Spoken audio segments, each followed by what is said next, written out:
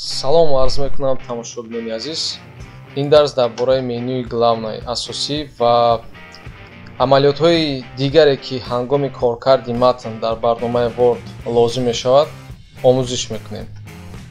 Банди главная дорои компонентҳо ё ин ки функсияҳое мебошанд ки ҳангоми навиштани матн бештар аз ин истифода мебаранд. Яъне ин банди муҳимтарин ба ҳисоб меравад. خب دیده میبریم هر یک کامپوننت آن را در عمل. вставка. هنگامی که شما یگان چیز را نسخه برداری میکنید شما میتونید به جای دیگر گذارید نامحدود. این طرز گذاشتن مقرری است. باز با شما دیگر امکانیت های گذاشتن را پیشنهاد میکنند قسمت پایانی آن.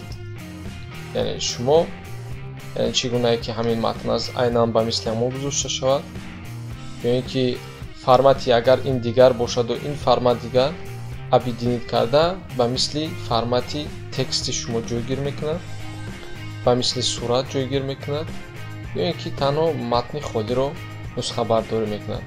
این در حالی است که فرض کنیم از یگان متن دیگر نسخه برداری میکنید شرفتی اون کلان دیگر است موافق که نباید از این بند انتخاب کرده میگذاریم. خب قайчи вырезать Ctrl+X мебурад ва ба ҷои дигар мегузорад.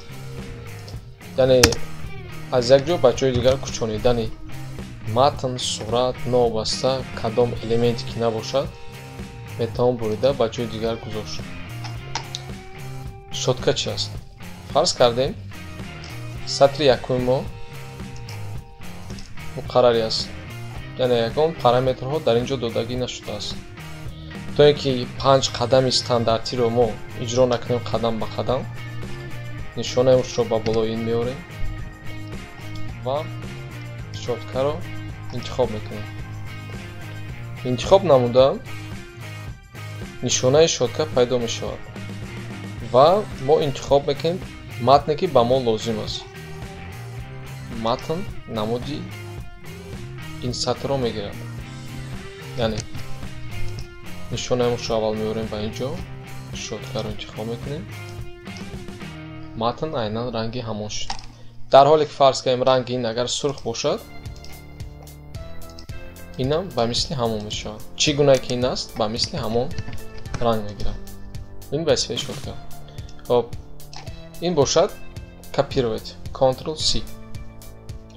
хоб дар бораи ҳуруф мо дарси гузашта ҳам суҳбат шудем. яъне намуди зоҳирии ҳарф. аз ин ҷо мо андозаро интихоб мекунем ё ин ки менависем фарз кунем 15. хоб инаш чӣ кор мекунад? инам айнан ба мисли оне ки мо интихоб мекунем калон ё хурд мекунем. хоб дар ин ҷо мо интихоб мекунем сатри якумро. агар хоҳем ғафз кардан интихоб мекунем жирни ё ин ки Ctrl+B bold. агар ки мо хоҳем ки ҳарфи мо калимаи мо ё ин ки ҷумлаи мо курсив шавад Ctrl+I. ё ин ки фарз кардем дар зери он хат кашида шавад ё ин ки хати он дигар тарз бошад интихоб мекунем ва рангашро метавон интихоб кард. рангашро худатон муайян мекунем кадом намуд бояд бошад. хоб нишонаи ABC бошад дар ҳоле ки фарз кардем дар матн ягон қисматро мехоҳед ҳамчун хатзадагӣ эътироф кунед ҳамин хел муаррифӣ мекунад дилхоҳ қисматро. яъне ба мисли оне ки гӯё хато аст хат мезанад. ин вобаста аст вазъият. ҳангоми навиштани ягон формулаҳои дар кимиё буда ё ин ки математикӣ фарз кунем мо одатан H2O гуфта мефаҳмем лекин чӣ бояд каш то ин ки ҳамин ду дар махраҷ ояд ё ин ки x². хоб чӣ бояд кард ки инаш дар сурат ояд инаш дар махраҷ. барои ин функсияи махсус аст интихоб мекунем адади дуро ва пахш мекунем инро. яъне матни мо дар махраҷ меояд. ин бошад болоро пахш мекунем дар боло меояд. Яъне ин ҳангоми дар дараҷа навиштани ягон чиз дар кор мешавад.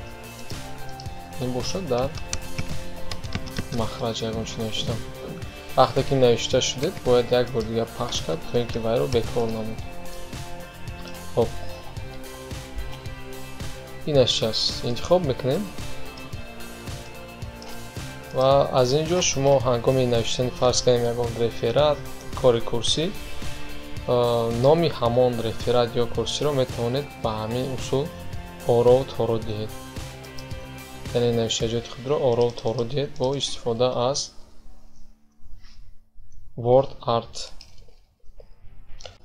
функсияи маркер ба шумо имконият медиҳад ки дар матн қайдҳои махсусро бо ранг интихоб намоед ё ин ки ҷудо намоед. илхо рангро метавонед интихоб кунед. бояд қайд кард ки вақте ки шумо менависед ё ин ки инро ин ё онро нест мекунед навиштаҷот низ аз он метавонад нест шавад. барои бекор кардани маркер ё ин ки ранги пушти он интихоб мекунем уро нишонаи мушро мебарем ва нет цвета бекор мекунем. хоб ҳарфи а ин имконият медиҳад ки ранги ҳарфҳои шумо тағйир ёбад. яъне кадом ранг будани ҳарфҳоро пешниҳод мекунад. хоб инаш чи аст? пеш аз он ки инро бинем инро меомӯзиш мекунем. фарз кардем шумо матнро менависед ба ҳамаи ҳарфҳои шумо калон аст. чӣ бояд кард ки як бора ҳамин ҳарфҳо аз сайри нав нанависеду як бора ба ҳолати матни муқаррарӣ ояд. интихоб мекунем регистр, ном дорад ин нишона регистр ва интихоб мекунем как в приложении ба мисли дар ҷумла. агар хоҳед ки ҳар як калима бо ҳарфҳои агар хоҳед ки ҳар як калима бо ҳарфҳои калон шурӯъ шавад начинать с прописных ё ин ки дигар вариантҳо ҳамаш бо ҳарфҳои хурд ё ин ки чун дар ҷумла. ин интихоб мекунед вобаста аст интихоби шумо. хоб инаш чи аст? ин ба шумо имконият медиҳад ки матнро ба ҳолати муқаррарӣ оред. яъне ҳеҷ як ҳуруф, ранг, андоза ҳеҷ чиз намемонад. ҳамаи он нест мешавад ба ҷуз маркер. ҳамаи навиштаҷот, ҳамаи шрифт, размер, андоза ҳама муқаррарӣ мешавад. ин имконият медиҳад очистить все форматы. яъне ҳамаи ороишҳое ки бо матн шуда буд нест кунад. ҳангоми рақамгузорӣ дар матн бештар истифодабарандагон 1, 2 гуфта интихоб мекунанд. инро метавон бидуни ин иҷро кард. инро чӣ хел иҷро мекунем? мо интихоб мекунем матнро фарз кардем ва аз ин ҷо вариантҳоро интихоб мекунем. хоб интихоб намуда пеш аз навиштан шумо низ метавонед яке аз инро интихоб намоед пеш аз навиштан. хоб ин шакл дар шакли фарз кардем маркерҳо ё ин ки аломатҳост. агар ки дар намуди рақамҳо ё ин ки ҳарфҳои лотинӣ хоҳед аз ин ҷо вариантҳоро интихоб мекунед. хоб дар ҳолати фарз кардем ба бобҳо ҷудо кардан ё ин ки ба зер категорияҳо ҷудо кардан аз ин вариантҳо метавонед интихоб кард. дар ҳоле ки мехоҳед рақамгузории шумо аз рӯи рақами муайян шурӯъ шавад. агар ки мо ҳозир дилхоҳ инро интихоб кунем дар ин ҷо шурӯъ мешавад аз фарз кардем дар ин ҷо шурӯъ мешавад аз 1. ҳангоми рақамгузорӣ агар хоҳед ки шумораи шумо аз 3 неё боз аз 1 шурӯъ шавад фаъол мекунед ва дар ин ҷо нишонаи мушро як бори дигар ба ин ҷо мегузоред. яъне мо аввал интихоб мекунем ва пас он задат начальное значение интихоб мекунем ва мо мегӯем ки аз 1 шурӯъ шавад. яъне 1, 2 боз аз 1 шурӯъ шуд.